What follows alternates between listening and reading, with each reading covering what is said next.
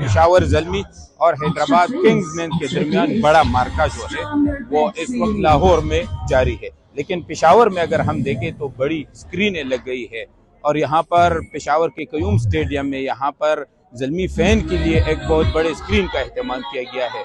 जिस तरह के मेरे पीछे भी आप देख रहे हैं कि बड़ी तादाद में मर्द और ख़वातीन इस मैच को बड़ी स्क्रीन पर देखने के लिए यहाँ पर आए हुए हैं और अपनी टीम को सपोर्ट कर रहे हैं। साथ ही साथ हैदराबाद किंग्समैन के जो सपोर्टर है वो भी यहाँ पर मौजूद है और हर कोई अपनी टीम के लिए जो है दुआ कर रहे हैं कि वो इस फाइनल मैच में जो कारकर्दगी है वो दिखा सके।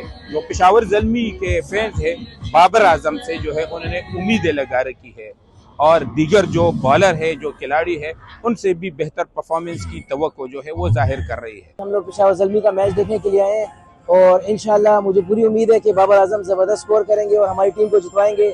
ऊपर से जो हमारे ओपनर्स हैं वो भी अच्छा स्कोर करेंगे और इंशाल्लाह ज़ल्मी जीतेगी।